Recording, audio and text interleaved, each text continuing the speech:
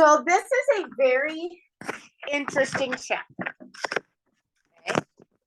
This is where we start talking about logic. Okay. And we get into proofs. Maybe you've heard that in geometry, we get to write proofs. And maybe somebody has told you how they feel about that. Okay. Don't listen to other people. You can decide for yourself how you feel about it. Okay. But this is going to be a very unique way of looking at some things. Okay. There's still going to be some algebra. There's still going to be some geometry.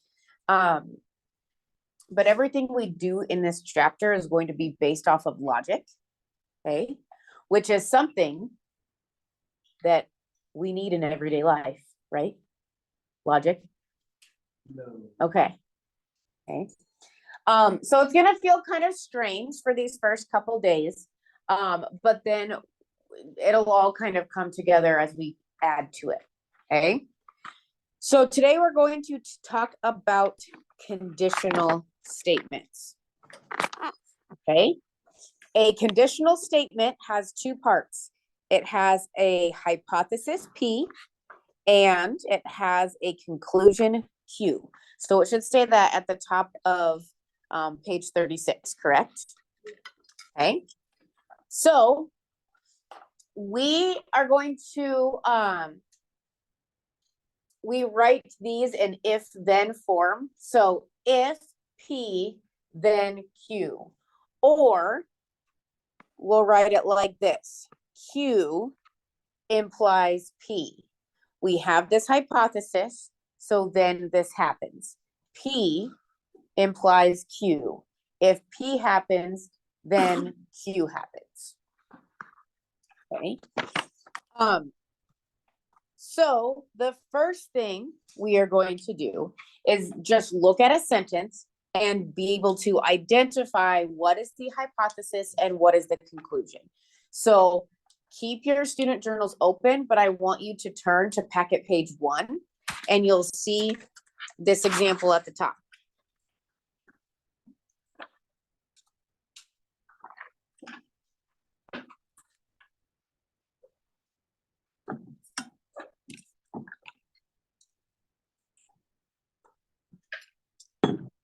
Okay.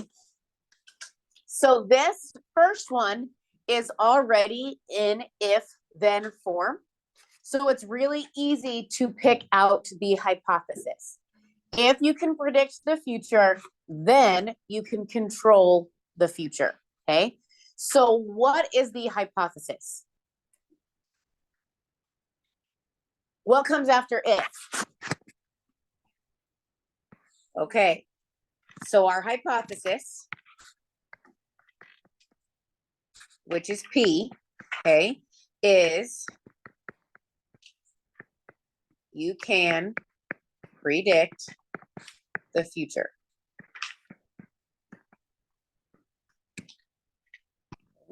What's the part that comes after the then? You can control the future. So that is our conclusion, or the Q part.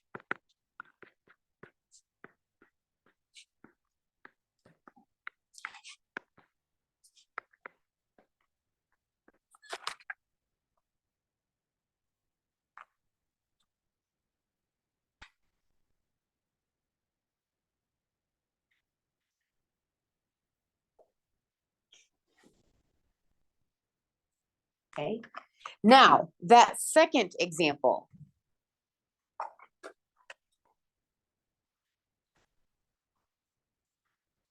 Do you see an if and a then? No, we don't see an if or a then. So we're going to need to rewrite this in if-then form. What would be the if? If what? How could we rewrite this to if then? If it's a vertical angle, then they share a vertex. Okay. So if angles are vertical, then they share a vertex.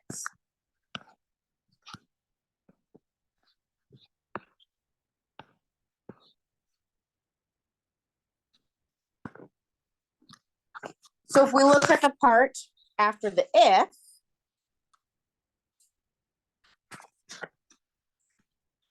then our hypothesis would be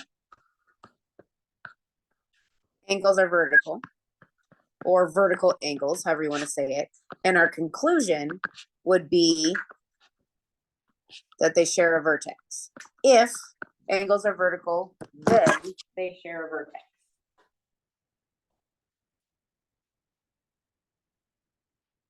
If it's not an if-then form, you may need to rewrite it so it makes sense. If, then.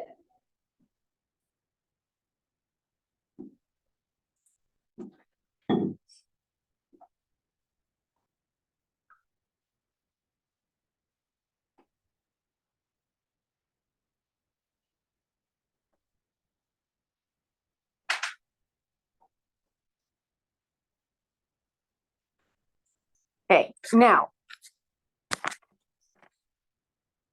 if a conditional statement is true, then it has to be true every time. Then every time the hypothesis is true, then the conclusion is true. So if a conditional statement is false, then we need to give one counterexample showing that it's not going to work, okay? For which the hypothesis is true, but it doesn't make the conclusion true, okay? So what a counterexample is, the if part works, but not the then, for just one time, okay? If it doesn't work one time, then we've shown it to be false, okay? So you have two examples right here, okay? If two angles form a linear pair, then they are supplementary. Is that a true statement or a false statement? So how about thumbs up for true, thumbs down for false? Okay, this is a true statement. Okay. Part of the definition is that linear pairs add to 180 degrees, right? Part of the definition is that linear pairs are adjacent and supplementary, okay? Now, thumbs up for true, thumbs down for false. If a number is divisible by 5, then it is odd. Okay, Alex, you're saying no, that's not true. Give me one counterexample.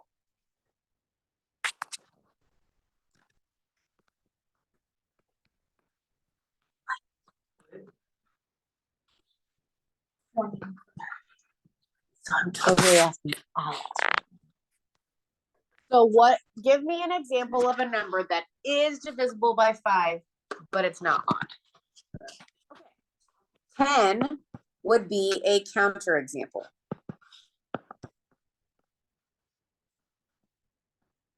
Or you could have given me 20 or 30 or 40 or 50, whatever, okay? But it is not true that if a number is divisible by 5, then it is odd, because I can give you an even number that is divisible by 5. So it meets the hypothesis, but not the conclusion. You still got it in a different format. Isn't it? No, I'm saying, would you still bite it in a different format? Well, I don't understand your question, because this is an if-then format. Yeah. Right? You have to really want to write it then to show a counterexample? Nope, just say, here's my counterexample, false. Here's my counterexample, done. Okay. All right, we're gonna go back to your student journal on page 36. This is where things get fun.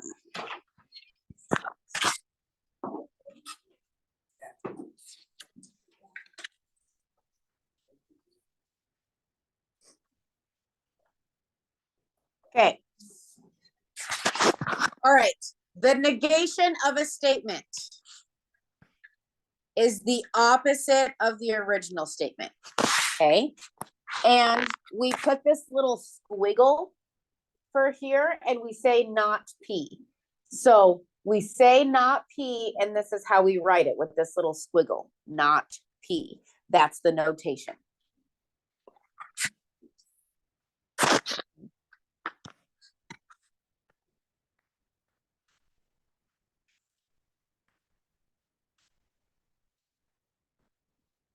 So I want you to write down that P in this example is the sky is blue.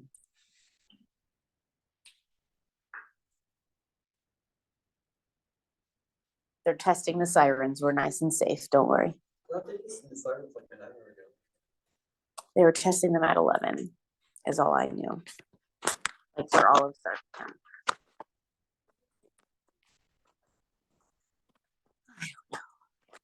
I can't keep track. Okay. All right, so if P is the statement the sky is blue, not P would be what? Nope. The sky is not blue. It just has to be the opposite. The opposite of blue is not blue. Okay. I understand that green is not blue, but the sky could be purple and it's still not blue. Okay.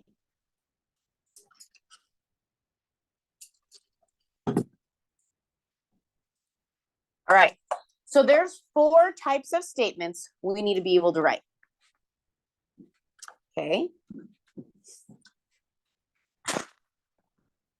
Our first one is the conditional statement. Okay. So our conditional statement, if P, then Q, and we write the symbols P implies Q. Okay.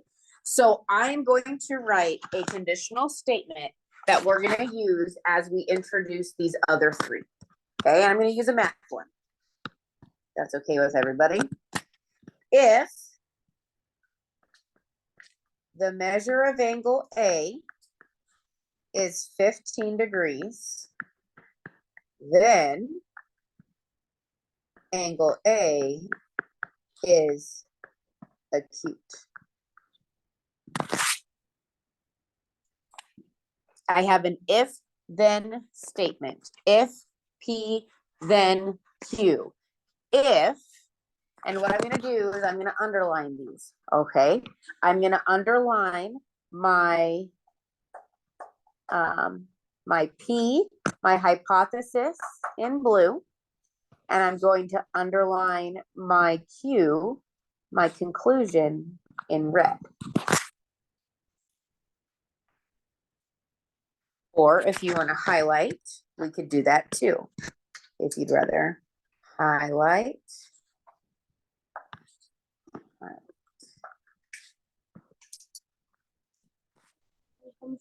Look at you go. Okay. So now we have what's called the converse. The converse means we are going to write if Q, then P. Q implies P. What is another way to think about this? What do we do with the hypothesis and the conclusion? Swap them. All we do is swap them. Okay. But that one makes sense in this situation because the measure of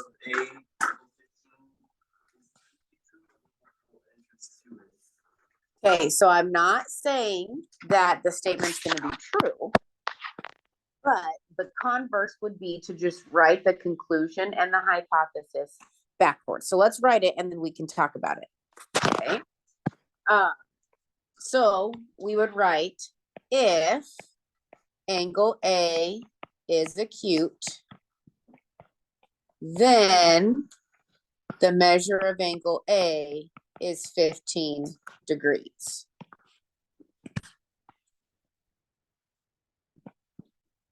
We write our statement in the reverse order.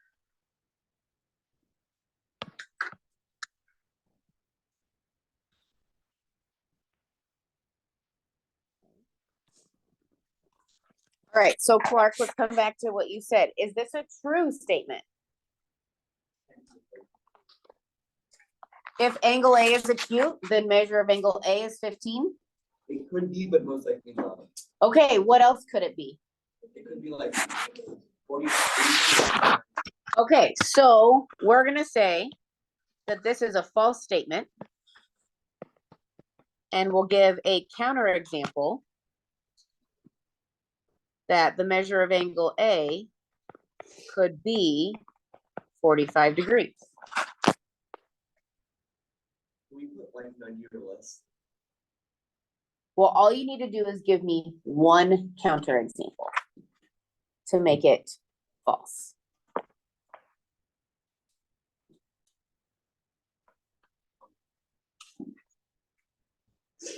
Okay. Now, the next type of statement we have is an inverse. Okay. The inverse is if not P, then not Q. So it's in the same order as our conditional statement. However, we need to negate both P and Q. Okay. So what would that look like? We would write if not P, if the measure of angle A does not equal 15 degrees. Then we need to negate Q. Then angle A is not acute.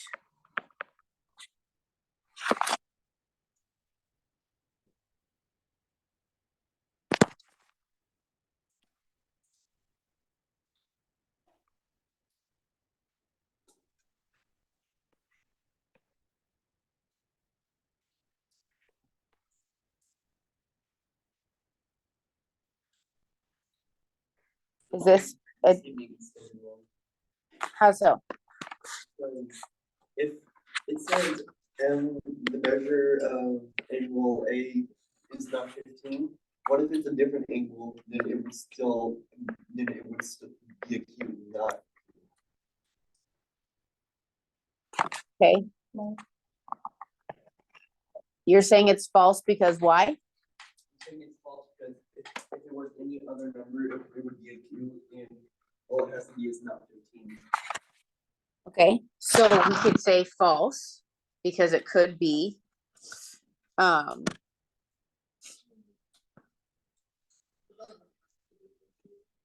so like it could be like a third, like we could have 45-degree angle again, right?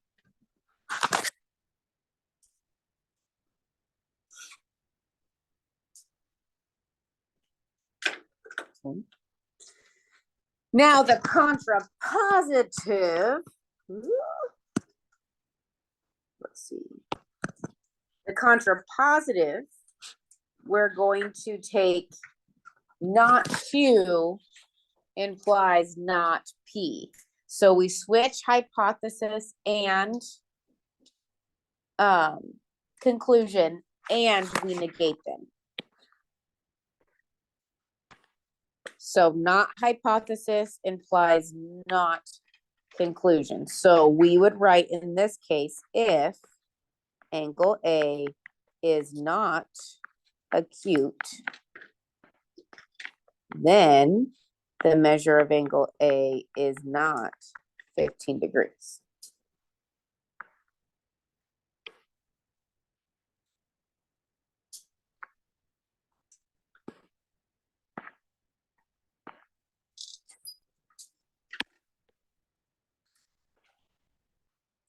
What do you think about that statement? You think it's true? I think it's true. If A is not acute, we're not gonna be 15 degrees.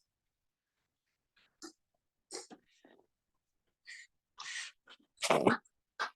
So something you're gonna need to be able to do is write these three statements given a conditional statement.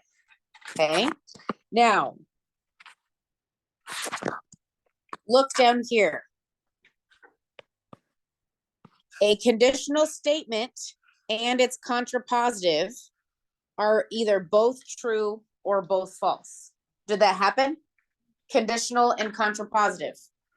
Were they both true? Okay. Also, the converse and inverse will either both be true or both be false. Did that happen in this scenario? Yes, yes, it did. Okay, so that can kind of be a self-check for you. Your conditional and contrapositive should have the same truth value. Your converse and inverse should have the same truth value. Okay, so I want you to go ahead and go to this page in your, what do you call it? Oh, don't shut the student journals. Okay, we still have more to do with the student journals. Okay. What? I know. Okay, so you have this. I want you to write the conditional statement, the converse, the inverse, and the contrapositive of this statement. So all birds have feathers. Is this an if-then form? No. Okay, so let's write it in if-then form. So our conditional statement in if-then form would be what? All birds have feathers. If, then. What do I put after if? If it is a bird, then, okay, then it has feathers. I am going to give you a minute or so to write the converse, the inverse, and the contrapositive of this statement.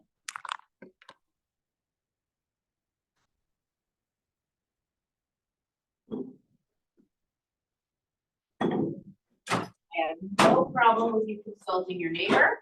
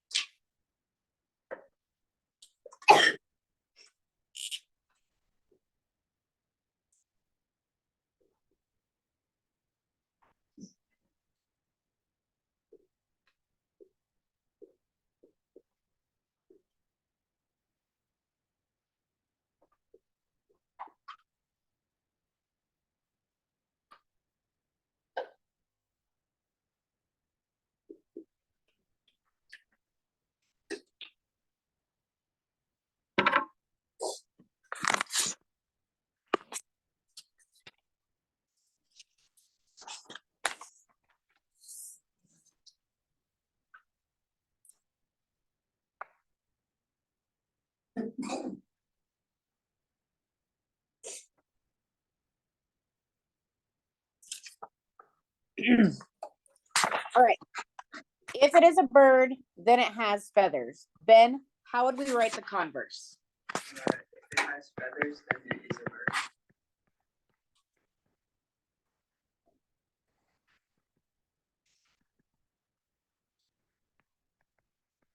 Good? True or not true? True or false? False, give me a counterexample.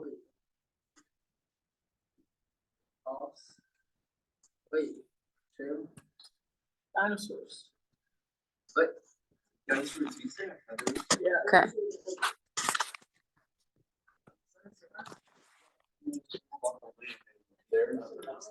All right. The inverse. Harvey, what would the inverse be?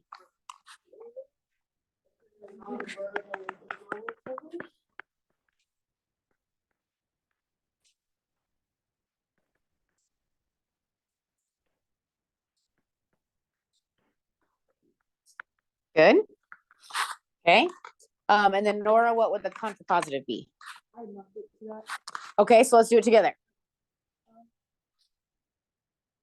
So the contrapositive is not Q implies not P. So what is the opposite of Q? If it does not have feathers, then it is not a bird. Or, yeah, Yeah. If it, it's inverse to just switch. yes.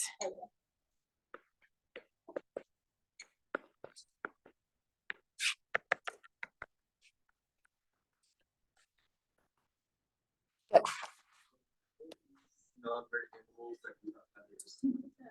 Yeah. Like what? The non-eating branches. Okay, what about that exists today? We can't prove that, we don't know that.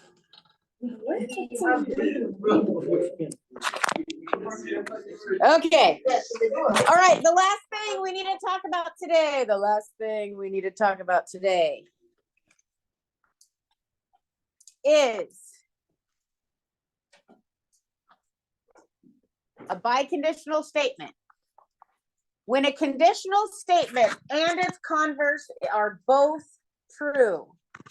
So a conditional and converse are both true, then we can write them as a biconditional statement. We can put an if and only if.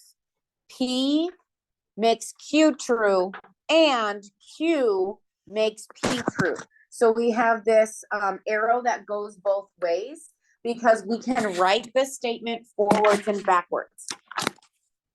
A conditional is P implies Q, a converse, Q implies P, right? So if both of them are true, then what we can do is we can write a biconditional statement. Okay.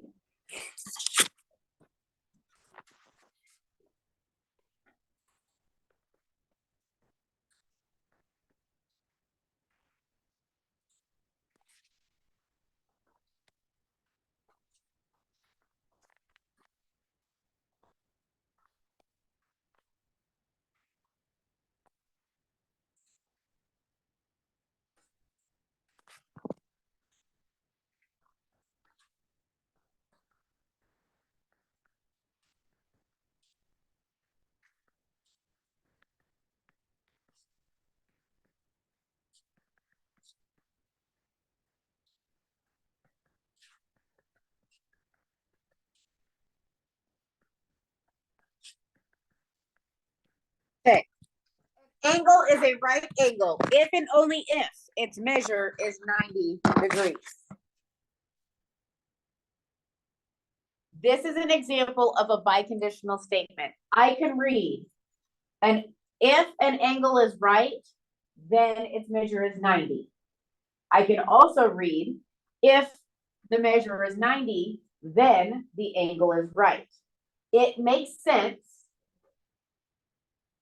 both ways, which means it's an, what did I put?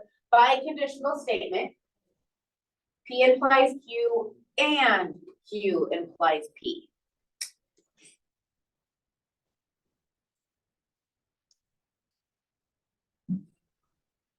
Okay. The last thing we're gonna do is we're gonna go to your packet. And we're gonna do these two examples. So I have two conditional statements here. And what we're gonna do is we're gonna write the converse and then we're gonna decide if we can write a biconditional statement. So first of all, a segment bisector cuts a segment in half. Is that true? Yes. Okay, and so now let's write its converse. Okay. If it's a segment bisector, then it cuts the segment in half. Okay, so now let's write it backwards. If it cuts a segment in half, then it is a segment bisector. I took the hypothesis and the conclusion and I switched places for the converse.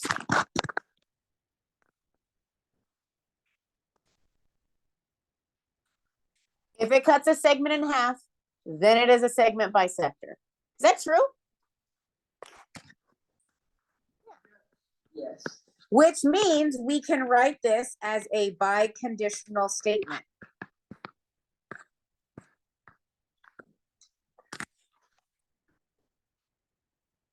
If the conditional and the converse are both true, then we can write it as a biconditional statement.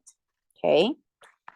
It is a segment bisector if and only if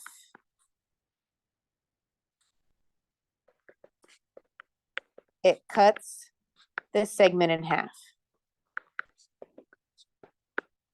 So a biconditional statement means we're putting if and only if in between. It works forwards, it works backwards. If and only if. You sure that down to like I-A-O-I? So if and only if can be shortened to IFF.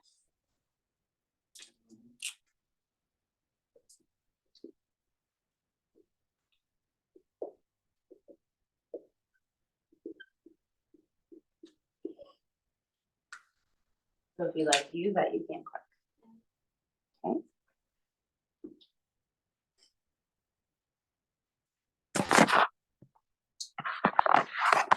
Okay, how about rectangles have 4 sides? So let's go ahead and write it in if-then form.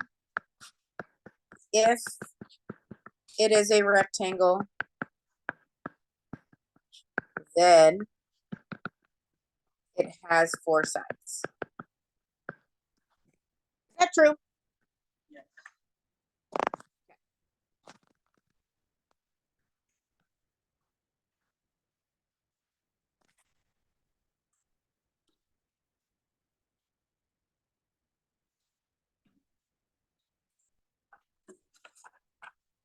Okay, Braden, how do we write the converse?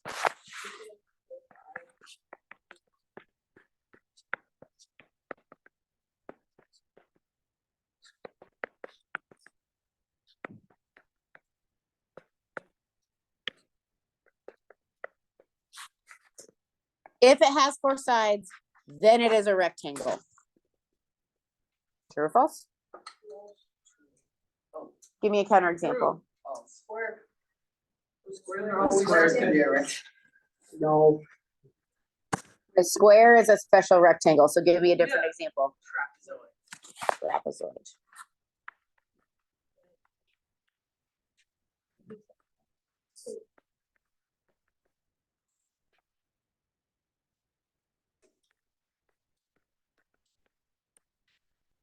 So we cannot write this as a biconditional statement because the converse is not true.